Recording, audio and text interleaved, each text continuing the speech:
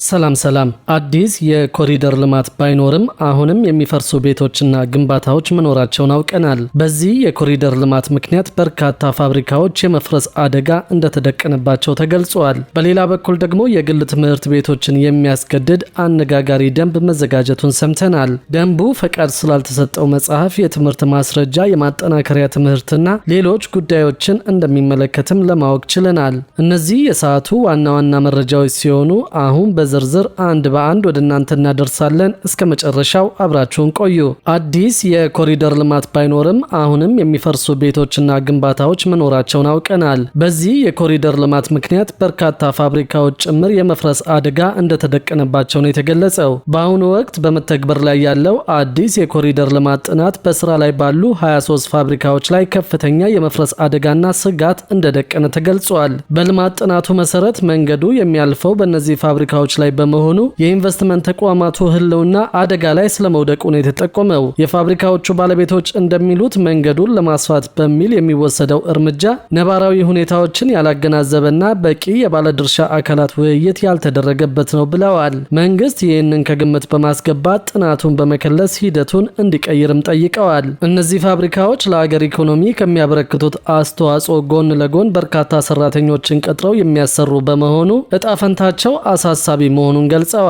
በዘንድሮ ዓመት አዲስ የኮሪደር ልማት ግንባታ ባይኖርም አሁንም የሚፈርሱ ቤቶች መኖራቸው መገለጹ ይታወቃል። በዚህ ስራ ምክንያት ቤቶች፣ ህንፃዎችና አጥሮች ሊነኩ እንደሚችሉ ነው የደረሰ መረጃ የሚያሳየው። በአዲስ አበባ ከተማ በዚህ ዓመት የሚጀመር አዲስ የኮሪደር ልማት እንደማይኖር ቢገለጽም ባልተጠናቀቁ የኮሪደር ልማት አካባቢዎች የሚኖሩ አንዳንድ ቤቶች የመፍረስ ዕድል እንዳላቸው ነው የታወቀው። ቤቶቹ የሚገኙት እስካሁን ባልተጠናቀቁት የኮሪደር ልማት አካባቢዎች ላይ መሆኑን ያገኘነው መረጃ ያሳያል። በዚህ ስራ ምክንያትም ቤቶች፣ ህንፃዎችና አጥሮች ሊነኩ እንደሚችሉ ነው የደረሰ መረጃ የሚያሳየው። በዚህ ዓመት የሚጀምር አዲስ የኮሪደር ልማት አይኖርም ቢባልም ይህ የቤቶች ፈረሳ መረጃ መውጣቱ ብዙዎችን ማስደንገጡን አውቀናል። የከተማው አስተዳደር አካባቢዎቹ በኮሪደር ልማት አካባቢዎች ያሉና በአንዳንድ የፕላን ለውጥ ምክንያት ሊነኩ የሚችሉ ግንባታዎች ሊኖሩ እንደሚችሉ አስታውቀዋል።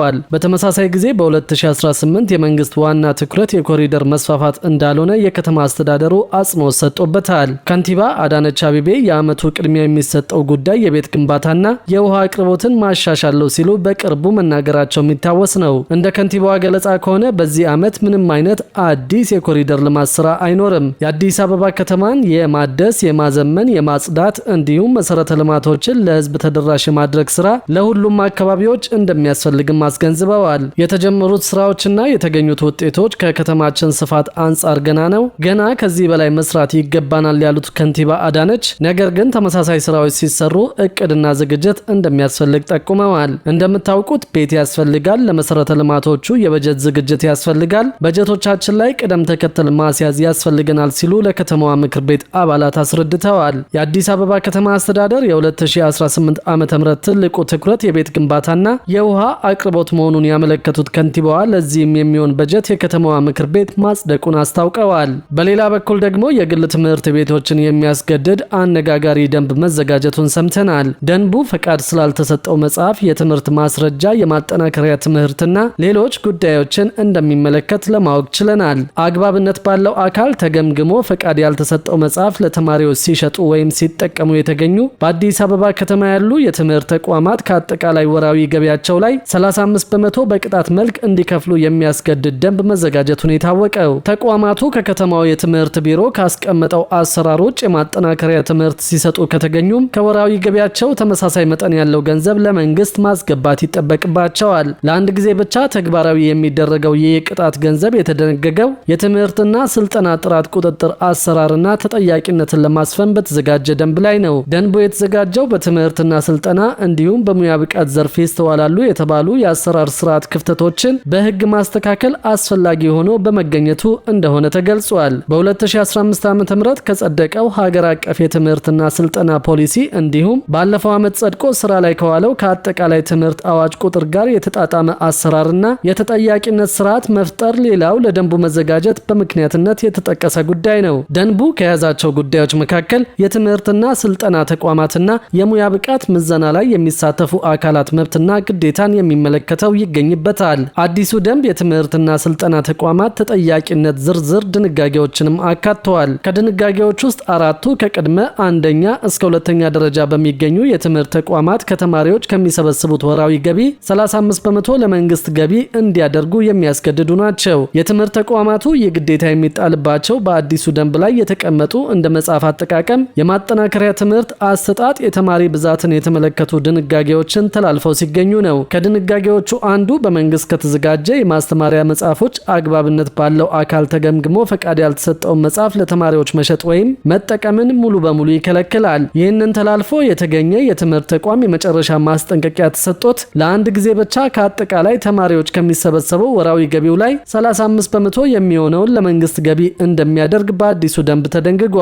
የትምህርት ተቋማቱ የሚሰጡት የማጠናከሪያ ትምህርት የአዲስ አበባ ትምህርት ቢሮ ካስቀመጠው አሰራር ውጭ ከሆነ አሊያም ደግሞ በተማሪዎችና በወላጆች ፈቃደኝነት ላይ ያልተመሰረተ ከሆነ ተመሳሳይ ቅጣት እንደሚያስከትል በደንቡ ላይ ሰፍሯል። 35 በመቶ ወራዊ ገቢ ለመንግስት ገቢ የሚያስደርገው ሌላኛው ጥፋት ደግሞ በእውቅናና እድሳት ፈቃድ ወቅት ከተሰጠ የተማሪ ቁጥር በላይ ይዞ መገኘት እንደሆነ ታውቋል። በዚሁ አግባብ ካለው አካል ከሚሰጥ እርከንና ደረጃዎች ተማሪ ይዞ የሚገኝ የትምህርትና ስልጠና ተቋም ለአንድ ጊዜ ብቻ ተመሳሳይ መጠን ያለው ገንዘብ ለመንግስት ገቢ ማድረግ እንዳለበት በአዲሱ ደንብ ላይ ተቀምጧል። የሰልጣኞች የትምህርት ማስረጃ በተቀመጠለት ጊዜና ጥራት መሰረት ለአዲስ አበባ ከተማ አስተዳደር የትምህርትና ስልጠና ጥራትና ቁጥጥር ባለስልጣን ያላስገባ የቴክኒክና ሙያ ስልጠና ተቋም ከወራዊ ገቢው 20 በመቶውን ለመንግስት ገቢ ማድረግ እንደሚጠበቅበትም አዲሱ ደንብ ያዛል። አንድ የትምህርት ተቋም እነዚህን ጥፋቶች በተሰጠው ጊዜ ካላስተካከለ፣ በተደጋጋሚ ከፈጸመና ከሚሰጠው የማስተካከያ ግብረ መልስና ማስጠንቀቂያ መሰረት ማሻሻያ ካላደረገ